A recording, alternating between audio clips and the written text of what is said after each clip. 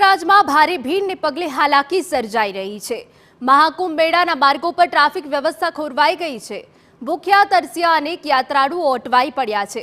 5-5 કલાક સુધી કુંભ મેળામાં પ્રવેશ નથી મળી રહ્યો। કુંભમાંથી પરત ફરવામાં પણ મુશ્કેલીનો સામનો થઈ રહ્યો છે। જો કે આપને જણાવી દઈએ કે જ્યાં તંત્ર દ્વારા પણ ભારે હાલાકીનો સામનો કરવો પડી રહ્યો છે। ભીડ એટલી બધી છે કે જ્યાં લોકોને ભારે હાલાકી થઈ રહી છે। મૌની અમાવસ્યાના કારણે લોકો મોટી સંખ્યામાં ત્યાં પહોંચી ગયા છે અને હાલ ટ્રાફિક વ્યવસ્થા પણ ખોરવાઈ ગઈ છે।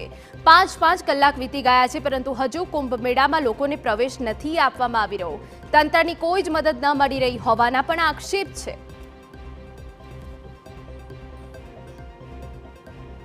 રાતના 2:45 વાગ્યાનો સમય થયો છે અને હજુ પણ આપ જુઓ પ્રયાગરાજની અંદર શું પરિસ્થિતિ છે।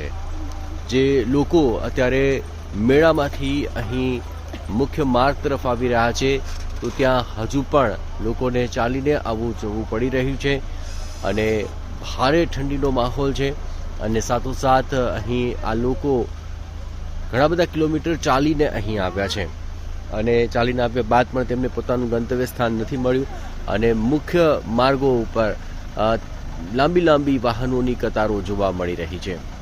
સૌથી મહત્વપૂર્ણ બાબત એ છે કે અહીં હજુ સુધી પ્રશાસન તરફથી છેલ્લા ઘણા સમયથી જે સુવિધાઓ મળવી જોઈએ તે નથી મળી રહી અને સૌથી મહત્વપૂર્ણ બાબત એ છે કે આપ જોઈ રહ્યા છો આ લાંબી કતારો બપોરના 12 વાગ્યાથી લઈને અત્યાર સુધી હજુ પણ વાહનોની આવી જ લાંબી કતારો જોવા મળી રહી છે અને આ જ પ્રકારે લોકો જે સતત હાલાકીનો સામનો અહીં કરી રહ્યા છે આ જ હાલાકી હવે ક્યારે પૂરી થાય છે તે જોવું રહ્યું।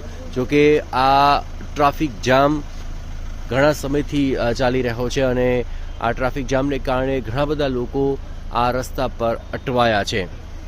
બપોરના 12 વાગ્યાથી લઈને અત્યારે રાતના 2:45 વાગ્યા સુધીનો સમય થઈ ચૂક્યો છે પરંતુ આ સમયગાળા દરમિયાન પણ હવે આગામી દિવસોની અંદર જ્યાં 26 ફેબ્રુઆરી સુધી મહાશિવરાત્રિનો અવસર આ સ્નાન પર્વનો ચાલી રહ્યો છે તો શું આ જ પ્રકારની હાલાકી ભોગવવી પડશે કે કેમ તે સવાલ ઉઠી રહ્યો છે। જયેશ પારકર, TV9 પ્રયાગરાજ।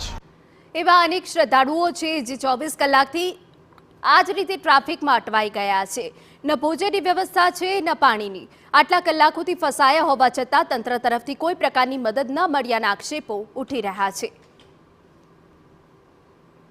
લોકો ઘણી બધી મુશ્કેલીઓનો સામનો કરી રહ્યા છે। લોકો સાથે વાતચીત કરીશું। माई आप कहाँ से आए? गोंडा जिला से।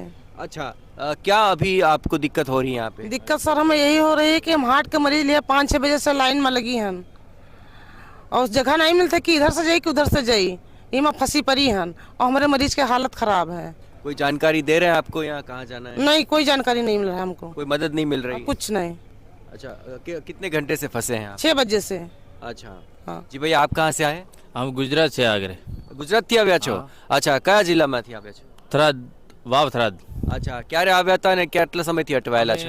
અહીં 5 વાગ્યાથી લાઈનમાં છો અને હજી સુધી કોઈ ટ્રાફિક વાળો થોડો સમસ્યા વધારે છે। અચ્છા, ખાવા પીવાની કોઈ વ્યવસ્થા મળી? ના, ખાવા પીવાની કોઈ વ્યવસ્થા નહીં। અચ્છા, આમ મેળાની અંદર કેવી વ્યવસ્થાઓ હતી? હવે અંદર જવું છે હજી હાજી, પણ 5 વાગ્યાથી અમે ટ્રાફિકમાં પૂરા જામ હતા અને હજી સુધી કોઈ ટ્રાફિકનો સમસ્યા ખૂબ છે। અચ્છા, તમારી સાથે કોણ કોણ આવ્યું છે? અમારી સાથે 5-6 જણ છીએ। અચ્છા, બધા અટવાયેલા છે અત્યારે? બધા અટવાયેલા છીએ। અચ્છા, તો ખાસ કરીને અહીં તમારી સાથે બીજા કેટલા લોકો અટવાયા છે અને આ ટ્રાફિકનો સમસ્યા કેટલા સમયથી જોઈ રહ્યા છો? દેખતા આવીએ છીએ 5 થી 6 કિલોમીટર લાઈન એટલી છે ને કે કોઈ સીમા નથી એની। અચ્છા, હા, અચ્છા, પેદલ ચાલવાની પણ જગ્યા નથી અને ટ્રાફિક વાળી સાધનોની વધારે તકલીફ છે। ઓકે, તો ટ્રાફિકની સૌથી મોટી સમસ્યા છે અને લોકો ન મેળા ક્ષેત્રમાં જઈ રહ્યા છે અને જે મેળા ક્ષેત્રમાંથી બહાર જવા માંગે છે તેઓ અહીં રસ્તા પર અટવાયા છે અને આટલી મોટી સમસ્યા છતાં પ્રશાસન તરફથી ન કોઈ તેમને મદદ મળી રહી છે ના પણ તેમને કોઈ જાણકારી મળી રહી છે અને ખાસ કરીને જે મોબાઈલ નેટવર્ક છે તે એકદમ જામ થઈ ચૂક્યા છે એટલે લોકો પોતાના પ્રિયજન સાથે અહીં કોઈ માહિતીનું આદાન પ્રદાન પણ નથી કરી રહ્યા કારણ કે નેટ બંધ છે તો ન ફોન લાગી રહ્યા છે ન તેઓ કોઈ મેસેજ મોકલી શકે છે અને તેને કારણે તેમની મુશ્કેલી ખૂબ જ વધી ચૂકી છે। તો પ્રયાગરાજની અંદર જે આ સ્નાન કરવા માટે લોકો આવ્યા હતા પરંતુ તેમના માટે આ મુસીબતનું સ્નાન સાબિત થઈ રહ્યું છે। જયેશ પારકર, TV9 પ્રયાગરાજ।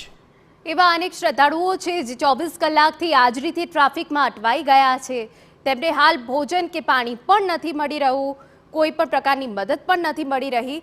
કુંભ મેળામાં પહોંચવા માટે લોકો કલાકો સુધી ચાલવા માટે મજબૂર બન્યા છે. આક્ષેપો છે કે ચાલવા માટે પણ જગ્યા નથી. અપેક્ષા કરતાં વધારે લોકો કુંભમાં પહોંચ્યા હોય. નેટવર્કના ઇસ્યુ ઊભા થયા છે અને લોકો પોતાના પરિવારજનોનો સંપર્ક પણ કરી શકતા નથી. તો અહીં કેટલી બધી મુશ્કેલીઓનો સામનો કરવો પડી રહ્યો છે તે આપને બતાવીશું. અહીં રાતના 9 વાગ્યાથી વધુનો સમય થઈ ચૂક્યો છે અને ભારે ઠંડી પડી રહી છે. ठंड लग रही है अभी, क्या दिक्कत आ रही है? गाड़ी जाम में पड़ल बा।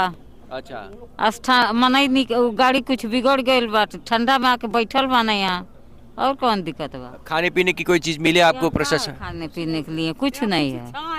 हाँ, बैठे कब से फंसे पड़े हैं? बैठे के तो छाया नहीं किया, हम तो बानी 12 बजे से आके बैठल बानी। अच्छा, कितने बजे से यहाँ फंसे पड़े हैं? 12 बज गई रहल है, 12 बजे से बाइन सोने तनी बेल ले 10 बजे जाता। अच्छा, तो અહીં જે લોકો છે તે ફસાયેલા છે. મઈ આપ કહાં સે આયે? देवरिया जिला से। अच्छा, कब से मुश्किल का सामना कर रहे हैं? परसों का आए नहीं सवे, आज दिन भर परेशान बाड़ी सवे। क्या क्या परेशानी हो रही है? अब परेशानी मन ठंडा में बाड़ी, मन के सब गाड़ी फसल बजाम में कौन व्यवस्था बा? मैंने यही कुकुरल बाड़ी आयल बाड़ी से संगम ना आए, गंगा जी ना आए, कोई मदद के लिए ना आए? के बा मदद आप ही तो बाड़ी तो मदद कर दी, गाड़ियाँ निकलवा दी। अच्छा, ट्रैफिक जाम है अभी? हाँ फोन चल रहे हैं? चला था फोन तो मानी है, का कहल जाई। अच्छा, हमन के खोज होई, अच्छा, जांच पड़ताल होई, जाम बात है के खोजता। अच्छा, आप ही बाड़ी मीडिया ला तन निकलवा देती तो हम चल जाती। देखो तो कमरा समरा सब जड़ा और बा। तो तनी कितने लोग फंसे पड़े हैं यहाँ पे अभी? हमन के 28 जने हैं। अच्छा, हाँ 28 જને બાણી। અચ્છા, તો 25 થી 30 લોકો અહીં ફસાયેલા પડ્યા છે અને આપ જોઈ રહ્યા છો ઠંડીની અંદર તેઓ ઠરી રહ્યા છે. ખાવા પીવાની વ્યવસ્થા નથી. બપોરના 12 વાગ્યાથી અહીં બેઠેલા છે. ટ્રાફિક જામ છે, ફોન નથી લાગી રહ્યા અને પ્રશાસન તરફથી કોઈ મદદ નથી મળી રહી. આ બધી સમસ્યાઓને કારણે તેઓ ભારે વિકટ સમસ્યાનો સામનો કરી રહ્યા છે. તેમને એ પણ ખ્યાલ નથી કે ક્યાં સુધીમાં તેમની સમસ્યાઓનો નિવારણ થશે. જયેશ પારકર, TV9 પ્રયાગરાજ. પ્રયાગરાજમાં શ્રદ્ધાળુઓનો અવિરત ધસારો છે. દુર્ઘટના બાદ પણ મોટી સંખ્યામાં શ્રદ્ધાળુઓનું આગમન થઈ રહ્યું છે. કુંભમાં અત્યાર સુધીમાં 28.13 કરોડ લોકોએ આસ્થાની ડૂબકી લગાવી. સ્નાન ઘાટ સુધી પહોંચવા કલાકો સુધી ભાવિકો મજબૂર બન્યા છે ચાલવા માટે. તંત્રની વ્યવસ્થા સામે કેટલાક શ્રદ્ધાળુઓએ પણ સવાલ ઊભા કર્યા. એક તરફ કેટલાક ભાવિકો તંત્રની વ્યવસ્થા સામે સવાલ ઉઠાવી રહ્યા છે, તો બીજી તરફ કેટલાક શ્રદ્ધાળુઓનું કહેવું છે કે આયોજન ખૂબ જ સારું છે, પણ જ્યારે તમે આટલા મોટા મહાકુંભમાં આવતા હોવ ત્યારે તમારે ચાલવાની તૈયારી સાથે આવવું જોઈએ. કુંભના પર ધીમે ધીમે કરીને આવો અને ધીમે ધીમે સ્નાન કરો, કારણ કે જે તમે આવો છો તો ચાલવાની પૂરેપૂરી તૈયારી સાથે આવો, કારણ કે જેટલી પબ્લિક અહીં આવે છે એના હિસાબે તો ચાલવું તો પડશે જ. તો એક વસ્તુ છે કે સૌથી મોટું સંદેશ જ આપીશ કે તમે આવો પણ થોડા ધીમે ધીમે કરીને આવો અને અહીં આવીને દર્શનનું સ્નાનનું લાભ લો, સંતોનું પાસે બેસીને સંતોની પાસે જ્ઞાનનું લાભ લો. તો એ હું ઈચ્છા રાખું છું આપ લોકો પાસે. एक नंबर की व्यवस्था लगी। ये विश्व का ऐसा पर्यटक स्थल हो गया है जहां इतनी बड़ी भीड़ को पूरी व्यवस्था के साथ समाहित करना ये एक प्रकार से असंभव कार्य था। इसको योगी जी ने बड़ी तन्मयता से और बड़ी सुचारू रूप से व्यवस्था करके इसको सुचारू रूप से संपन्न कर रहे हैं। ये अद्भुत, अकल्पनीय और ये सारगर्भित है, बहुत बड़ी बात है।